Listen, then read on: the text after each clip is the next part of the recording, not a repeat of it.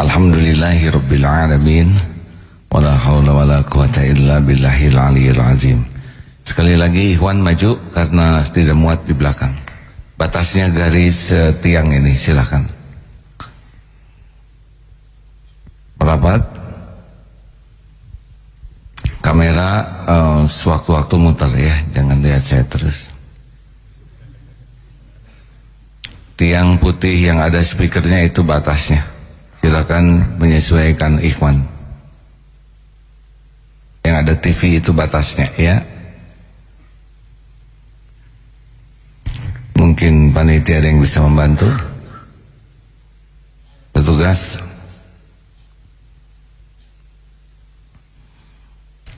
Allahumma salli wa sallim wa barik ala Sayyidina Muhammad wa ala alihi wa ashabihi ajma'in. Hadirin, ada beban yang berat dalam hidup ini kalau kita termasuk cinta dunia. Jadi hadisnya begini.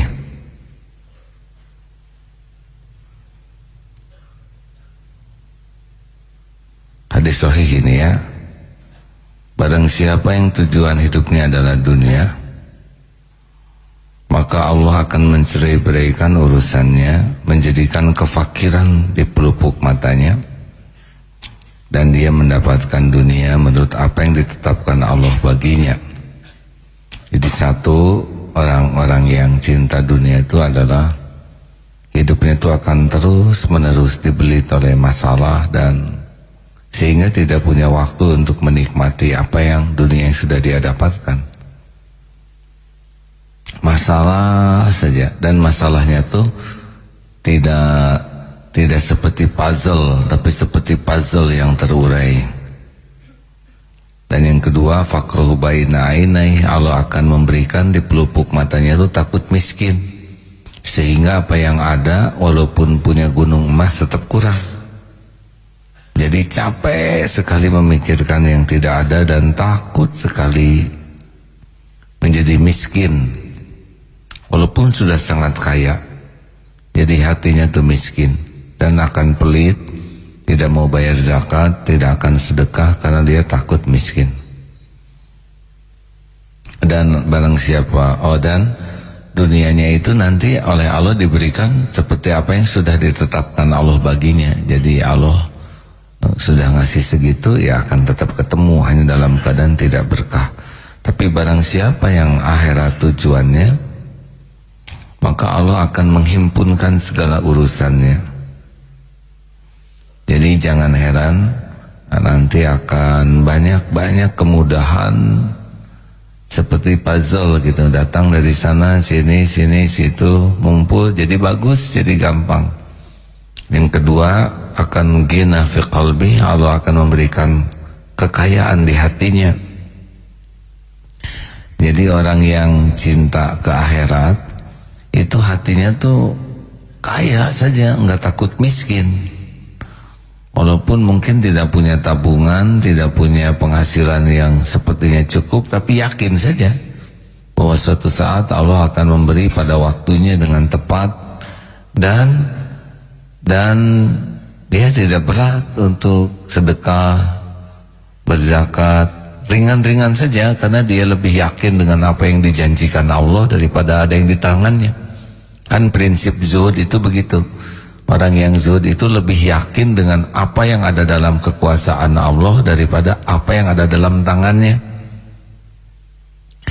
1 juta, 1000, 100 juta, 100 miliar bagi dia sama-sama milik Allah, sama-sama dalam genggaman Allah.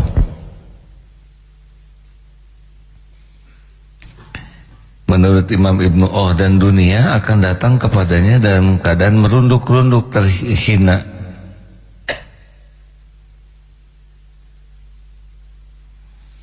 Jadi dunianya nanti oleh Allah akan dibuat melayaninya.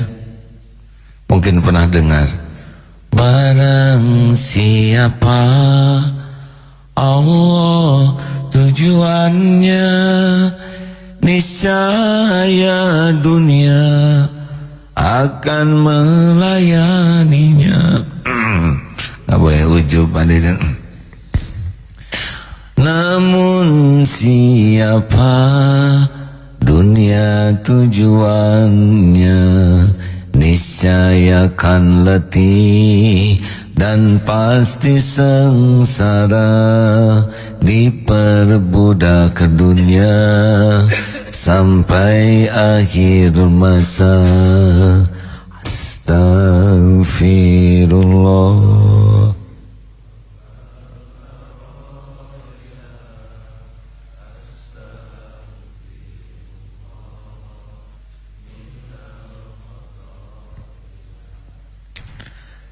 Cukup, hadirin. Menurut Imam Ibnu Qayyim, semoga Allah merahmati beliau, pecinta dunia tidak akan lepas dari 3 hal. 1, kegelisahan yang terus menerus. 2, keletihan yang berkelanjutan, letih yang tiada akhir. Dan yang ketiga, penyesalan yang tidak pernah berhenti.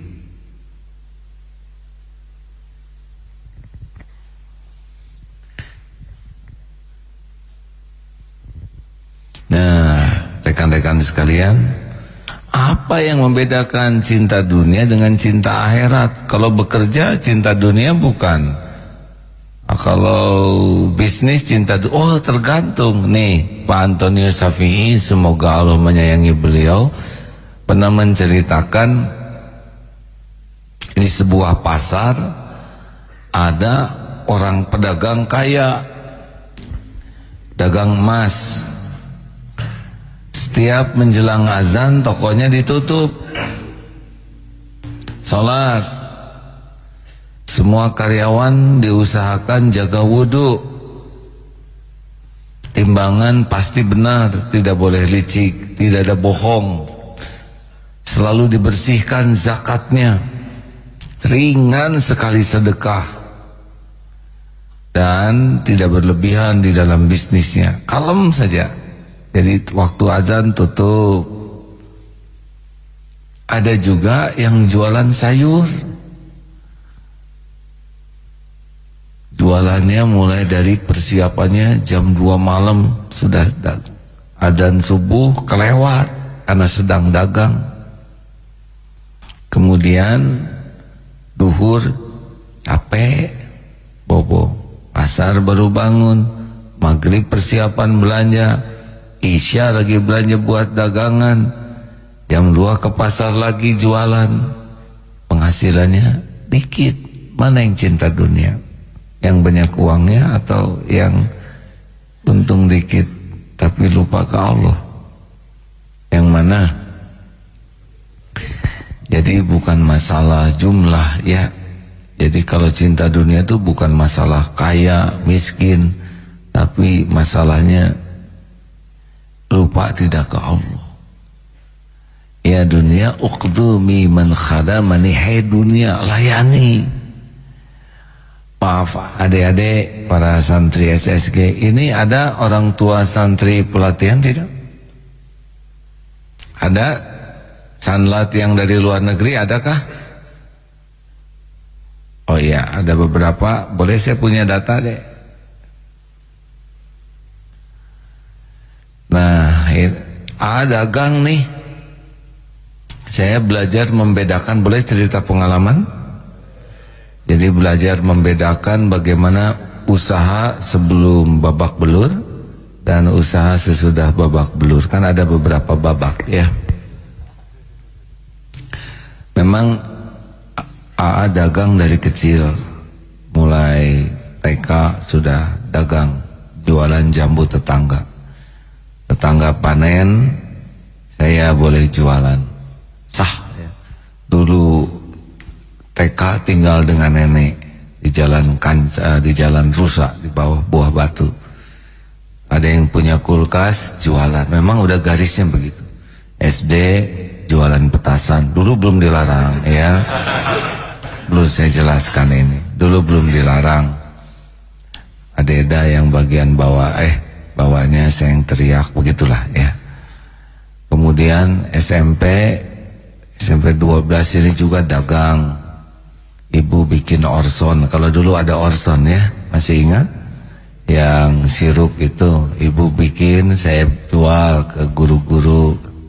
SMA dagang kaos, dagang macam-macam saja selama SMA. Kemudian waktu kuliah juga dagang, bikin usaha keset, jadi beli perca-perca kain bekas dirajut jadi keset, atau jualan juga karena pagi-pagi habis jam 5 jualan roti, ada dagang, ada produksi roti rumahan, keliling naik sepeda titip-titipkan ke warung-warung. Ya begitulah, senang kalau roti tidak laku jadi banyak makanan ya, tapi kenapa nggak banyak uang, begitulah ya. Malam harinya ngebungkusin kacang polong. Ya begitu, memang sudah garisnya begitu, dagang terus. Sambil kuliah ini, alhamdulillah tidak mengurangi prestasi kuliah, izin Allah. Selesai kuliah, ijazah nggak diambil, dagang lagi. Mungkin yang tahu Sari Jadi, dulu pernah ada bakso di sana di Sari Jadi. Ya memang begitu. Tiap waktu azan ditinggalkan kemana? Ke masjid. Tukang yang belinya bingung, Pak, kalau mau bayar ini lacinya, kemudian mau nambah di sana baksonya. Saya ke masjid dulu. Masjid harusnya diajak, tapi di waktu itu makomnya belum berani ngajak. Akhirnya begitulah, lebih banyak yang konsultasi daripada yang belanja. Lambat laun, teman-teman harus tahu nih, supermarket Darut Tauhid ini asal usulnya dulu waktu ceramah, ini nggak apa-apa cerita masa lalu ya. Mulai ceramah itu 86, 87 di rumah orang tua. Itu sebelumnya pergi ke pasar beli pakaian dalam ya. Jadi habis ceramah teh dagang jeroan begitu ya pakaian. Jadi saya rada hafal ukuran-ukuran karena dagang pakaian dalam. Lalu bikin sejak kios di sana di pojok di gang, nyewa khusus pakaian dalam wanita, maaf ya. Udah itu masa lalu, jangan diungkit-ungkit. Beli mesin jahit jadi konveksi, beli kamera bekas jadi MKTV, terus semuanya dari awal. Yang jadi ini, jadi minimarket ini sebetulnya dari pakaian dalam terus sampai lama membesar. Konveksi membesar, radio juga begitu. Kemudian semuanya dari kecil. Dagang minyak wangi dulu, botol-botol PPO itu ya, dicuci satu persatu tuh, diisi minyak wangi. Nah, alhamdulillah sekarang bangkit lagi MQ Parfum. Penerbitan juga begitu, bikin percetakan. Akhirnya MQ begitulah. Akhirnya oleh Allah diujilah. Dulu kan menjadi besar, ada MK Journey, MK TV, MK Guest House. Wah, capek sekali, pusing dan laliur ya. Sampai kebelit saja oleh begitu banyak pekerjaan, ibadah kering. Sudahlah, jelek lah. Belum lagi terlalu rajin ke TV dan sebagainya, sampai Allah menolong 2006 akhir. Babak baru, yaitu babak belur ya. Nikah lagi. Wah, heboh. Padahal ya memang sudah begitu garisnya ya.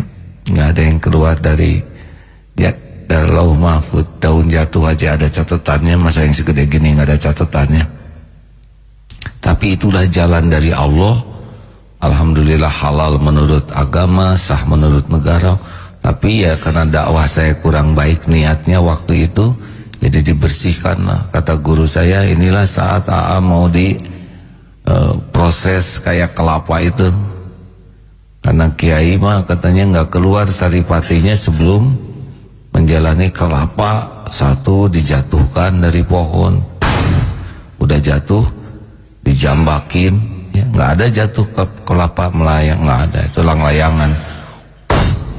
Monyet yang metik juga tetapnya dilemparin ya. Si monyet harusnya pelan gitu ya. Udah gitu dijambak kelapa teh sampai gundul. Udah gundul bukan dikecup, digetok sampai belah. Nggak ada getok kelapa pelan sampai senyum. Gitu. Saya ngerasain ya.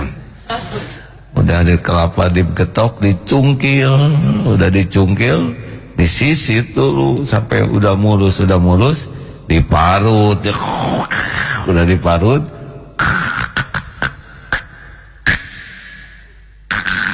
nah itu kalau meras kelapa, ini suka dendam tuh yang meras kelapa, harusnya macam me begitu ya.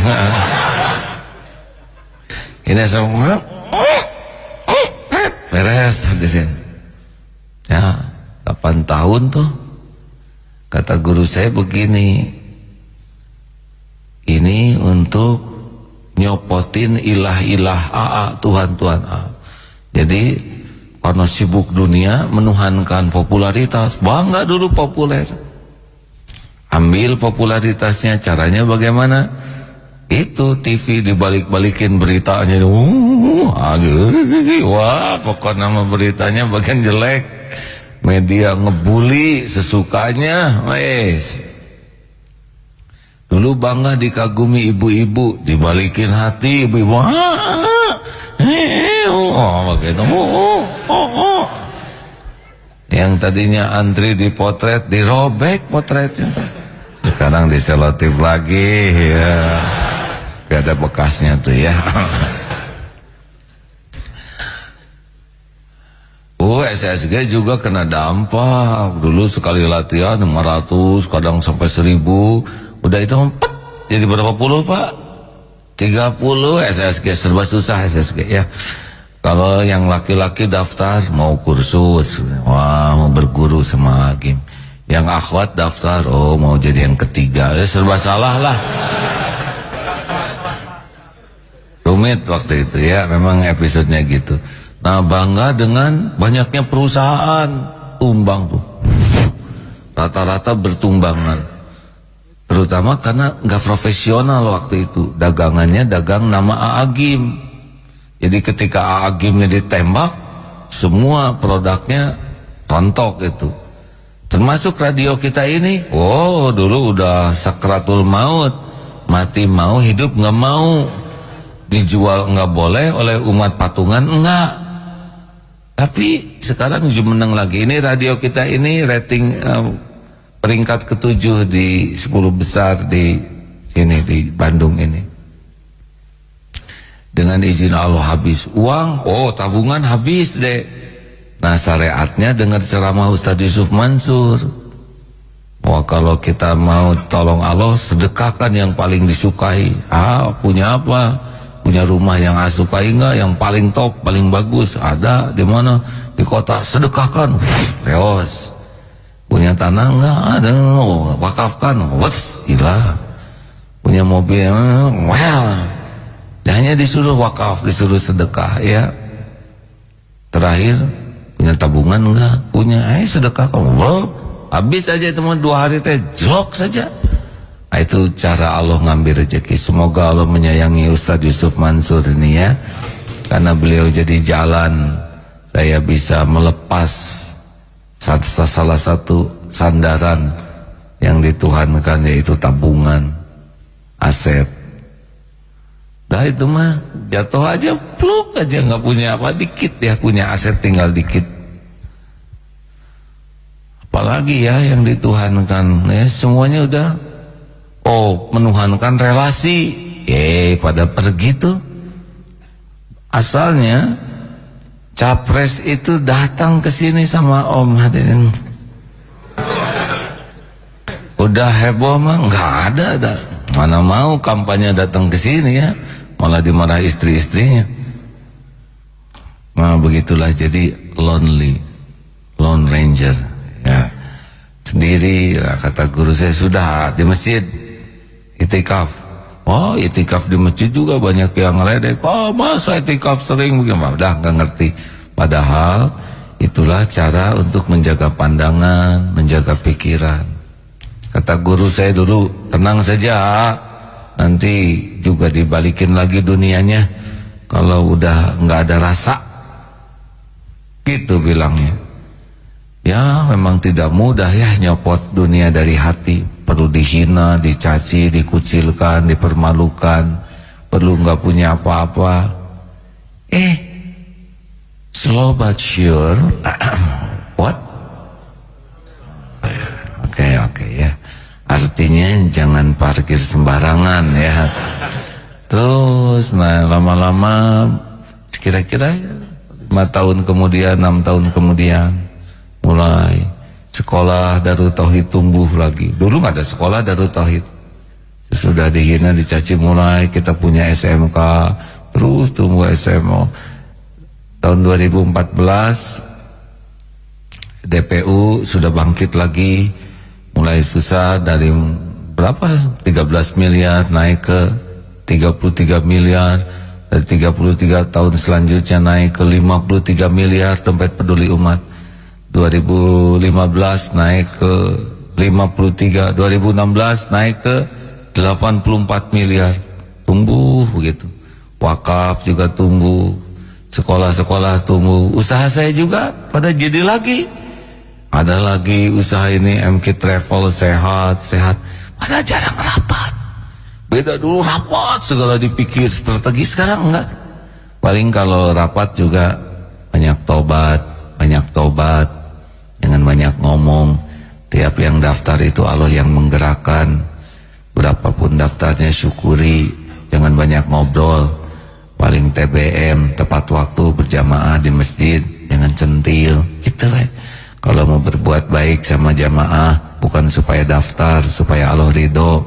Sing ari ikhlas, tong licik, sing jujur. Kalau perlu uang, minta ke Allah, baru ngomong ke saya. Nah, ya begitulah, tumbuh. Seperti MK Travel ini target 1.600, sekarang sudah tercapai 2.000 lebih, begitulah. Nah, tumbuh. Membangun masjid juga beres sendiri. Oh, ternyata nggak rumit bisnis itu, Dek. Mau? Siap enggak ilmu? Tunggu dulu, siap apa? Harus siap ilmu kelapanya dulu nih. Tuh kan pada nggak mau kelapanya. Nah, banyaknya orang pengen langsung jadi, nggak mau langsung ngelepasin dulu, ngosongin hati dari cinta dunianya. Padahal yang menggagalkan segalanya tuh yaitu cinta dunia. Banyak keinginan. Nah, mau tahu ciri-ciri pecinta dunia? Nih, bacakan ya. Agak banyak nih. Ini tulisan dari seorang ulama. Hanya mengutip ya, maaf. Dari Ustadz Rahel Bahrain. Terima kasih nih. Sekarang zaman broadcast. Ada 36 ciri-ciri pecinta dunia. Apakah Anda sudah jadi budak atau belum? Apakah Anda menjadi budaknya? Satu, ini secara acak ya. Anda tidak siap-siap pada waktu mau sholat akan tiba. Nah, jadi mendengar waktu sholat itu tidak menjadi sesuatu yang ditunggu. Bahkan ada yang azan tuh, baru juga duhur, udah asar lagi, cepet banget, gitu. Dua, Anda melalui hari tanpa sedikit pun membuka Al-Quran.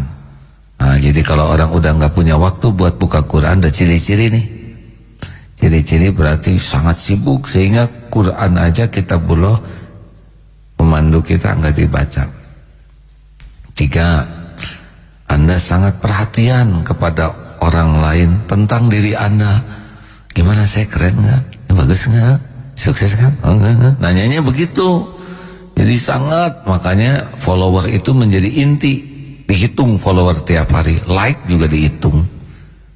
Karena tujuannya ingin lihat penilaian orang kepada dirinya, bukan penilaian di sisi Allah. 4, Anda selalu berpikir bagaimana supaya harta bertambah terus. Itu mikirnya bukan amal yang bertambah. Ya, sekarang tabungan baru segini, harus tingkatkan ya. Harta aja yang menjadi tolak ukurnya tuh. 5, marah. Anda marah kalau ada yang memberi nasihat. bahwa yang Anda lakukan itu adalah salah haram. Suka cik itu tersinggung, jengkel, mudah marah, bela diri, nyerang. Ini ciri-ciri pecinta dunia. Karena pencinta akhirat itu dinasehati itu syukur. Karena dia tahu Allah yang menggerakkan, yang menasehati. 6. Cirinya adalah terus menunda berbuat baik. Cirinya entar. Ayo ke masjid, entar dulu. Udah sholat duha, bentar ya. Sedikit lagi. Pokoknya ciri khasnya menunda kebaikan.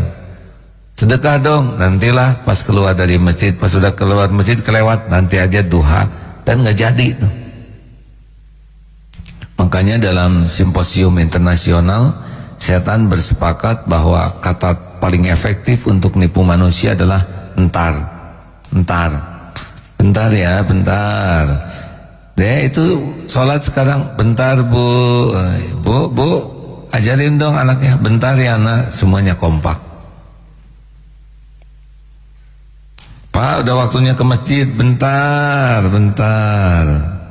ya, itu cirinya. 7.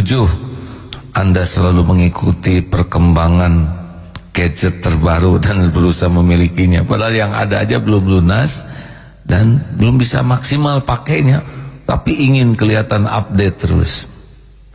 Saudara, kalau saudara lihat, wah itu HP A bagus, jujur ya, saya tuh benghar ku pamere, tahu?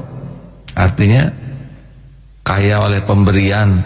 Ini teman beliin, pakai dong HP dari saya supaya saya kebagian pahalanya, gitu.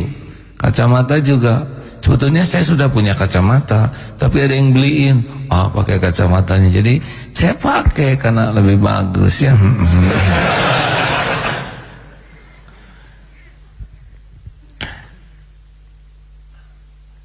Kemudian yang ke-8, saya baca 10 dulu ya. Itu fokusnya tuh ke selebriti aja. Pokoknya orang-orang yang terkenal di dunia diperhatikan, gayanya, kehidupannya, pengen tahu aja. Ini kalau orang sudah begitu, fokusnya bukan ke ulama. Pokoknya serba pengen tahu, itu nikah siri ya? Masa enggak? Dia punya anak loh. Oh iya? Kok beda ya wajahnya? Gitu. Selalu diwaspadai. Kenapa dia liburan ke luar negeri? Enggak ada ngobrolin ulama.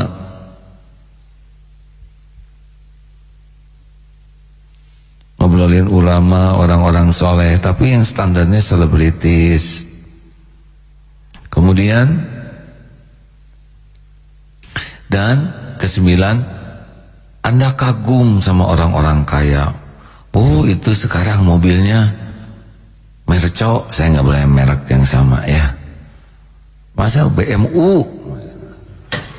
Enggak, dia sudah ganti dengan mobil itu teh, yang bagus teh, Lamborghini. Dia sekarang punya Lamborghini. Terus satu lagi ada dia mau udah empek rari.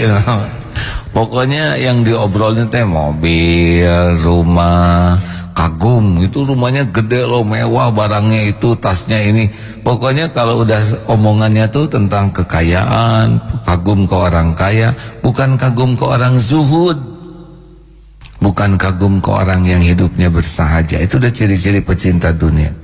Dan yang 10, selalu ingin jadi pusat perhatian orang. Gimana caranya supaya orang memperhatikan dirinya, menganggapnya lebih dari kenyataan ya.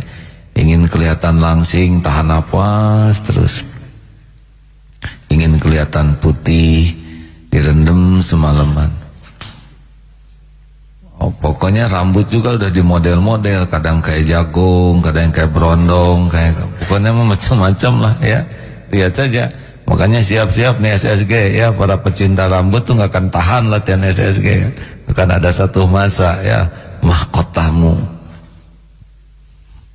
Laki mah rambut tuh bukan mahkota. Tenang, kalau nanti ada saatnya dicukur ya, ingat seorang dosen dulu haji, Pak, Bapak gak malu dicukur gundul? Gak apa-apa, untung dipotong rambut. Nabi Ibrahim suruh motong anak ya gak? Rambut tumbuh lagi gitu. Nah, ini pemanasan ya. Udah segitu dulu. Mau ditambah? Nah, kemudian yang ke-11, bersaingnya cita-citanya duniawi aja dengan orang lain tuh, main dengki aja. Jadi ngadunya tuh ngadu duniawi. Bercita-citanya dan bersaingnya tuh hanya urusan dunia, bukan urusan tahajud, hafalan, tapi dunia aja gitu yang jadi tujuannya tuh.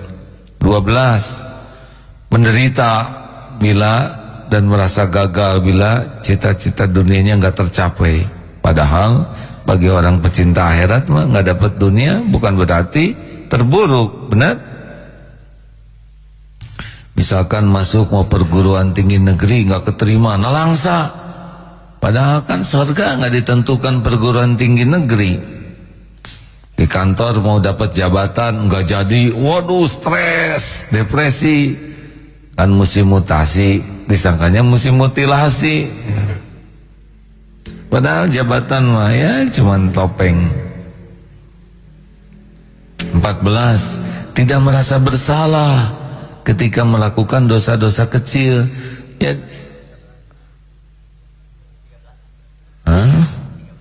sok lah sama saudara saya mah gak akan berantem masalah angka. Oh pantesan ada yang kelewat. Gak apa-apalah angka mah yang mana aja, 13 boleh, yang penting saudara bahagia ya. Jadi bikin dosa seperti ikhtilat, ikhwan, akhwat, mata saling memandang, bersentuhan, lawan jenis, itu tidak dianggap sebuah masalah tuh. Cuek, merokok sana sini ya, dia tidak merasa bersalah. Padahal kan rokok makruh. Ada yang nyebut makruh, ada yang nyebut haram. Gini aja lah, kalau saudara bertahan mengatakan rokok itu benar, jawab ini, siapkah dicabut nyawa dalam keadaan menghisap rokok? Siap enggak? Jawab yang rokok. Nah berarti enggak bagus. Kalau bagus dia siap. Saya siap dicabut nyawa dalam keadaan masuk rokok nyambung dengan korek api dan asbak sehingga dia wafat.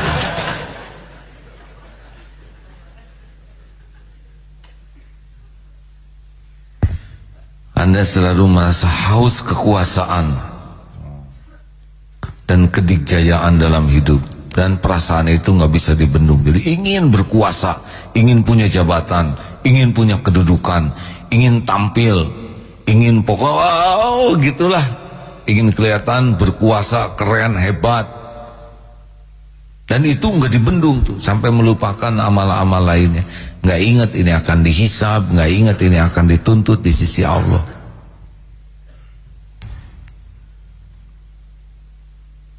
(15) Anda tidak mampu untuk berhenti berbuat yang haram dan menunda tobat. Jadi mengulang-ulang maksiat terus dan susah berhentinya. Ini ciri pecinta dunia. Kalau pecinta akhirat mah bikin salah juga, tapi kekuatan berhentinya tinggi. Tapi pecinta dunia susah. Kayak dengki itu awetnya dengkinya, karena memang dia mencintai dunia. Kalau mencintai akhirat nggak mau dengki. Udah tahu cara mengatasi dengki? Nggak. Dengki apa?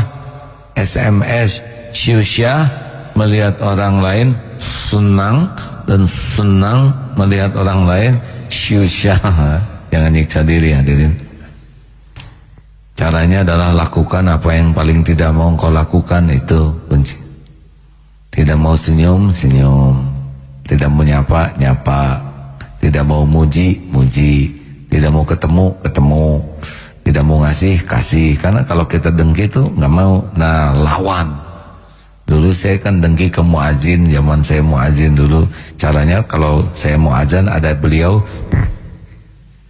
kasih sambil nggak boleh dong. Ketika beliau azan ada yang muji, adanya enak, iya, iya. Kita harus ikut muji, hadirin, supaya itu adanya bagus ya. Bahkan lebih bagus tuh dari AO tentu. Ya kalau pengen sembuh ya begitu, harus ada mujahadah. Gak bisa sembuh sendiri tuh dengki itu. Hanya dengan ngarap-ngarap sembuh enggak. Itu mah perkara hati kayak naik kuda, ngarep-ngarep jago kuda, nggak naik-naik, nggak bisa, harus naik ya. Udah segitu dulu Baik. Ada Parisman Rais dari Qatar. Jadi kemarin itu sudah ada My Camp namanya, Muslim Youth Camp. Benar sih Youth? Kemana sih nyebut Youth? Maaf kalau salah ya, nggak pernah kursus. Muslim Youth Camp, benar? Kamu kalau nggak bisa jangan ngajarin yang enggak ya. Where do you come from? Indonesia? Okay, looks like me. Yeah.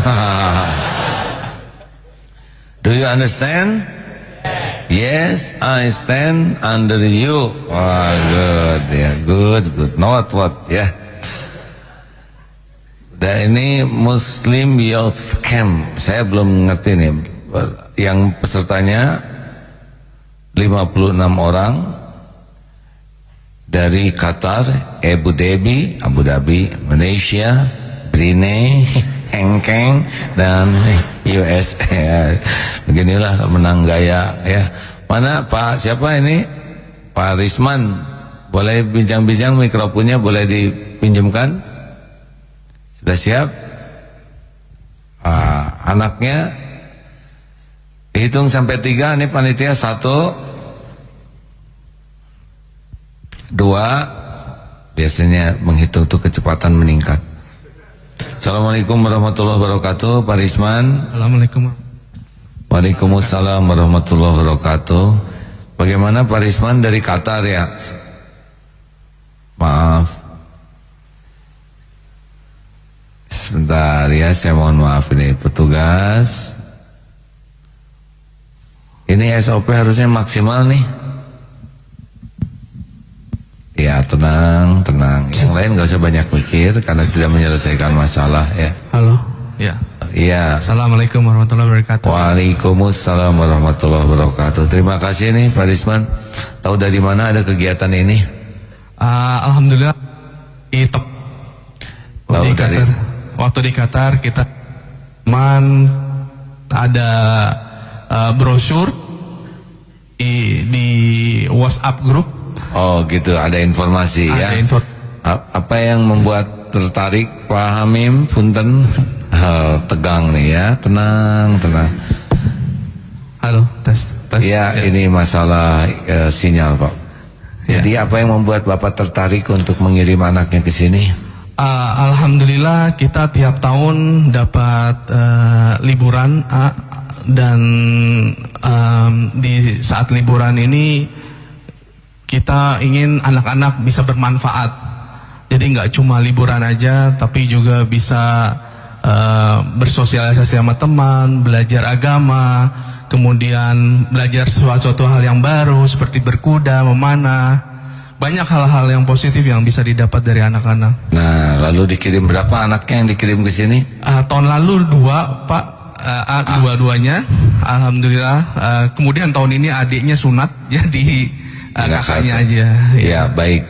Alhamdulillah. Ya, jadi udah tahun kedua mengikuti ya? Iya, betul. Alhamdulillah. Memang sudah berapa lama di luar itu hidup di luar Indonesia? Alhamdulillah saya di Qatar Agustus ini 8 tahun.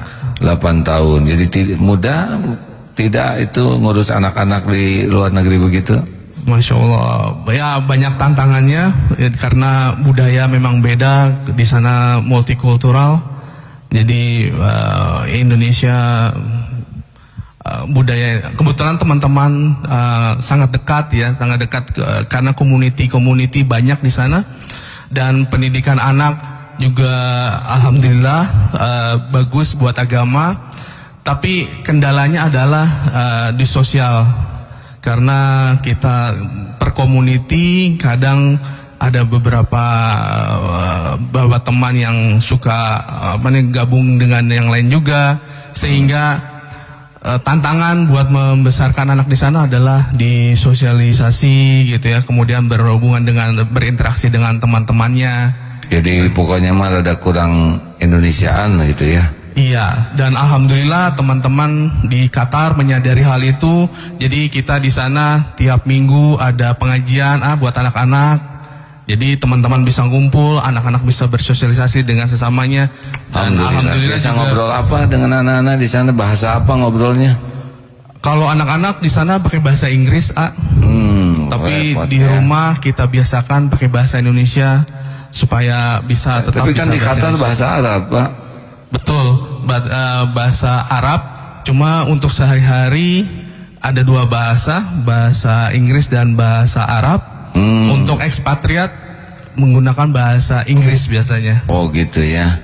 Alhamdulillah kalau gitu. Alhamdulillah. Berapa lama lagi tinggal di Qatar? Terserah Allah, Masya Allah, karena kita di sana juga datangnya dari Allah. Benar kata saya juga dulu waktu kuliah sering ke sini. Oh, dulu juga santri Kalong di sini. Iya, beberapa kali ke sini, Kemudian benar kata juga, saya juga berguru sama Ustadz Yusuf Mansur juga yang membawa kita ke sana juga. Jadi terima kasih atas bimbingannya. Alhamdulillah. Jadi gimana anak-anak senang di pesantrenkan di sini? Alhamdulillah, senang, dan kita juga senang dengarnya beberapa hal yang positif gitu ya. Makanya alhamdulillah ini tahun kedua buat mereka ikutan, mudah-mudahan bisa berlanjut. Alhamdulillah, terima kasih. Terima kasih atas bimbingannya. Kemudian juga buat kakak-kakak, terima kasih atas bimbingannya buat adik-adik kita di sana. Ya, itu aja. Alhamdulillah, thank you. Assalamualaikum warahmatullahi wabarakatuh. Waalaikumsalam warahmatullahi wabarakatuh. You know, it's very hard for me because I have to speak in English. It takes time because it's not so easy to find the perfect words, you know. Some people are thinking, oh Hakim, you are very wise because if you talk slowly, that is because mikir, man. That's a hase, you know, to looking for the perfect word. Hase, check. But anyway, we have to talk with your heart. The best language is bahasa hati, yeah. Because some people cannot talk with foreign language, but still can good relationship. You know why? Because touched by heart. It's not so easy, yeah. It's okay. Finish. Oh, masih ada informasi? I promise. Where are you going, man? Ustadz, terima kasih Ustadz Fuad ini santri senior dan istiqomah tiap subuh berusaha ke sini. Oh, mana? Wisma, siapa? Anaknya yang wawancara? Sini nggak ada tulisan. Reza. Muhammad Reza. Iya, baik. Terima kasih. Mana mikrofonnya boleh? Muhammad Reza. Waalaikumsalam warahmatullahi wabarakatuh. Waalaikumsalam warahmatullahi wabarakatuh. Reza dari mana? Bagaimana? Dari Qatar. Lahirnya di sini di Jakarta. Kemudian 2002 ke Qatar. Oh, ini anaknya Pak. Ini bukan. Oh, seperti yang sebaya begini. So longer ya di Qatarnya ya. Dari tahun 2002 sudah berapa tahun? 15 tahun. Alhamdulillah ya. Tapi it looks like Indonesian, man. Masih seperti Indonesia, wajah mah nggak bisa dirubah. Hanya logat yang lama ya. Saya kira kalau sudah ke Qatar gitu bedalah gitu ya. Tapi yang Dek, jadi sekarang sekolah apa Dek? Sekolahnya biasanya sekolah-sekolah internasional. Jadinya bahasanya Inggris. Bahasa Inggris. Adek pindah umur berapa dulu? Umurnya 2 tahun. 2 tahun ya. Nah, ini yang membedakan ya. Jadi di sana setiap hari berbahasa Inggris kalau di sekolah ya, bahasa sehari-harinya. Iya. Lalu apa yang dirasakan sekolah di sana? Sekolah situ tuh apa sih? Beda banget sama kultur komunitas kalau sekolah di sini. Sekolah sini itu fokusnya banyaknya di kerjaan sosial ya. Kalau situ tuh banyaknya akademik kan. Di mana tuh? Di Qatar, di sekolah Qatar. Banyaknya extracurricular activity, bisa ada universitas yang datang ke Qatar biar liatin apa sih, kayak jualin universitasnya ke anak-anak kita. Kalau sekolah situ itu ya gimana, lebih susah juga sih. Lebih susah ya. Ini aja sini lah ya. Ada Rutohid SSG lah, lebih mudah. Sekarang apa, SMA, senior high school? Oh ya, SMA kelas 3 ini. Kelas 3 ya. Lalu pergaulan bagaimana di sana? Maaf, bahasanya nggak terlalu bagus. Pergaulan itu artinya apa? Oh, sekarang I'm bingung sebenarnya. Pergaulan teh looks friendship lah. Benar gitu?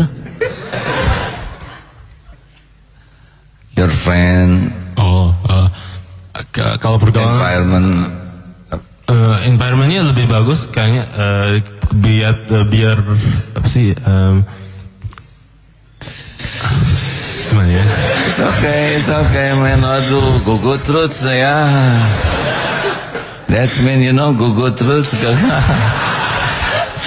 It's okay. Baik, maksudnya di sana lebih mudah untuk dapat ilmu agama atau? Iya. Soalnya kalau komunitasnya lebih ketat, lebih dekat sih, itu bisa kalau ada komunitas bisa pengajiannya banyak. Setiap minggu bisa 2 atau 3 pengajian di komunitas beda-beda. Dan remaja suka, you like it or not? Iya, bagus. Biar ada kesempatan buat bersosial dan ketemu sama apa sih, keluarga lain, juga dapat ilmu. Bagus ya. Dan how do you feel about pesantren Kilat Darut ini? Senangkah sini? Senang sih. Ada apa sih, kalau di Qatar itu susah biar naik kuda sih, soalnya nggak ada tempat. Oh, di Qatar ada, you can bring kuda from Indonesia, special kuda, a special horse, and then very safety, it's we call it kuda lumpings. Yeah. You can bring to your bedroom and you can ride it every time. Oh, yeah. Good, ya. Dan tidak pernah lapar, ya. Kenapa saya jadi lucu begini this morning? Jadi program ini penting ya. Penting banget. Seperti pesantren Kilat Youth Camp ini ya. Youth Camp ini. Iya. Bagus ya. Berapa hari ini? 7 hari 1 minggu. Ya, apa yang paling menarik dalam? Yang paling menarik itu setiap itu, soalnya biasanya nggak bangun tahajud. Oh, bangun tahajud itu susah kalau aku. Tapi alhamdulillah di pesantren ini bisa setiap hari dibangun. Masya Allah. Masya Allah. Ada pesan-pesan untuk remaja around the world, seluruh dunia. Ini namanya mix ya, campur bahasa. Kumaha? Aya pesan-pesan for everyone. Remaja ya. Ada pesan-pesan mungkin teman-teman pemuda ini di dunia kita pakai Facebook dan YouTube, jadi bisa didengar selain MKFM. Ya. Pesan apa ya? Kita pikirkanlah sama-sama pesannya ya. Okay, I can feel your heart ya. It's not so easy to talk, but I can feel. Begitulah. Jadi feelingnya adalah cobalah daftar, begitulah ya, untuk the next summer camp ya. Terima kasih. Thank you very much ya for everything. So it's nice for you to talk in English. Yes, better than Indonesian. Yes, much better. Inshallah next time I will try to talk with you deep ya. Inshallah. Dalam maksudnya. Dan terima kasih.